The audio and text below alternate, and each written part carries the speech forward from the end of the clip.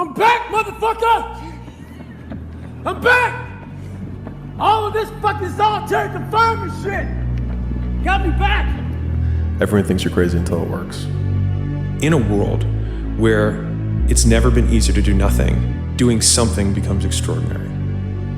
A lot of people wait for perfect conditions to start, but don't realize that starting is the perfect condition. My personal goal is to squeeze every ounce of potential out of whatever I have. And I think that if you feel like you have potential left over, then it will eat you alive until you do something about it. I'm astounded by how many people want to be spectacular in life but also want to be normal.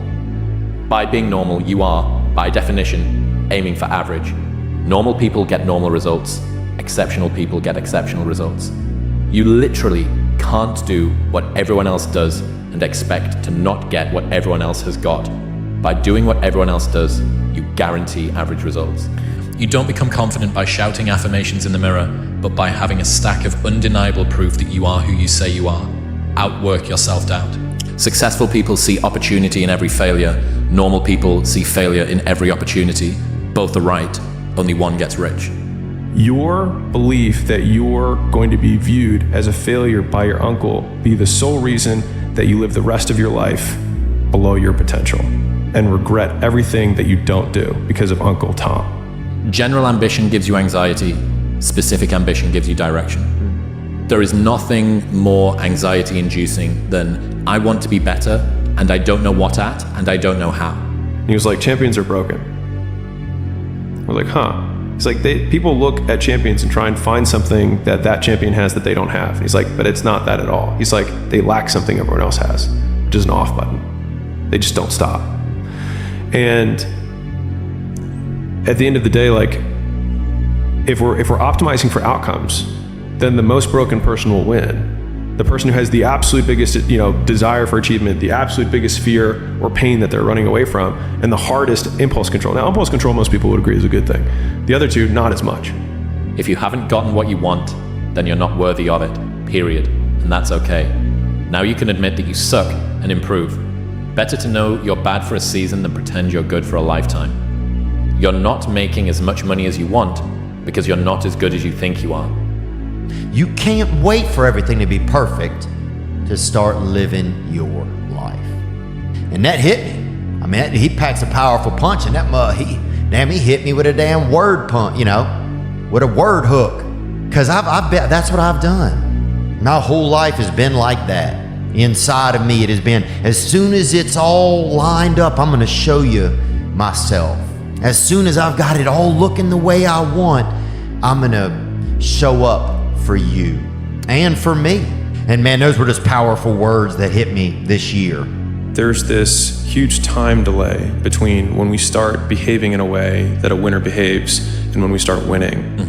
And the problem is that the bigger the mountain you're trying to climb, the bigger the W you're trying to get, typically the more delayed it is. Longer the lag. Yeah, between when you start behaving like a winner and when you start being a winner. And most people don't get the fast enough feedback loop to know that they're on the right path when they are taking these first steps in the right direction, because they have this really big goal, but they forget that with that really big goal comes the even longer delay that it takes to get there. Then there's the athletes who train to win. They train every day, every session, so that they win on match night. And then I remember saying to Adam's group, there are just those very few players who train to dominate. They train so hard that winning is inevitable on race night.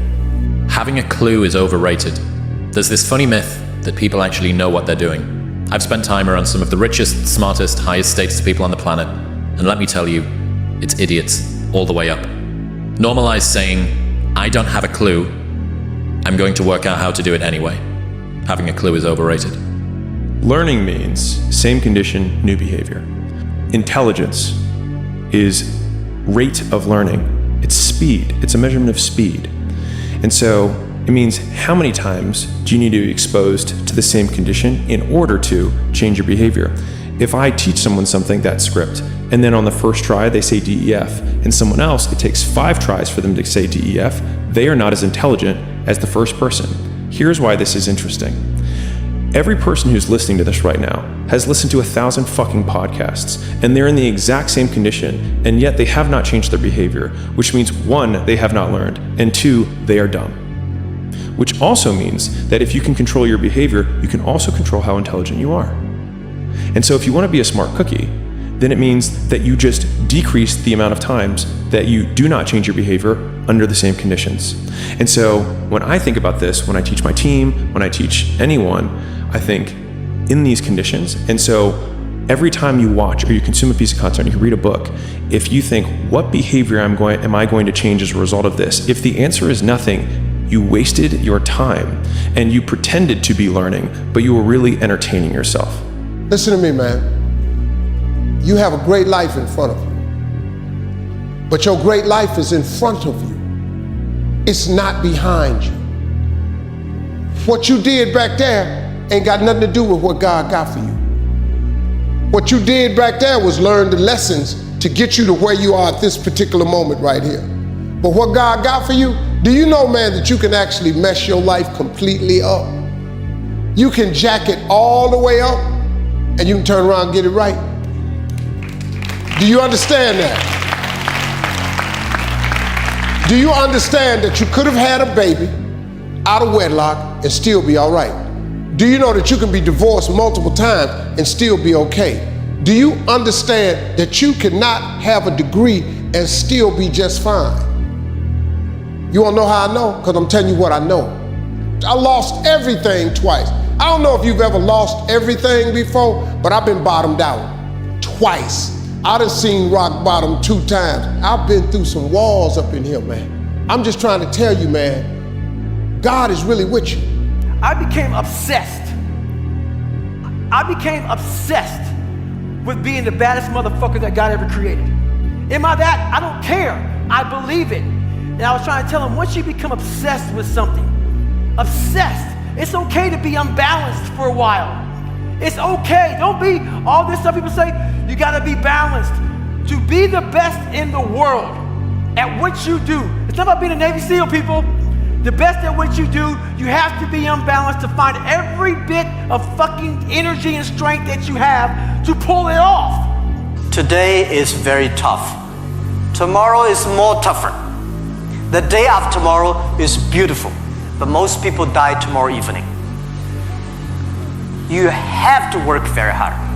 Every tough days, every tough situations, problems you meet, that is the training of yourself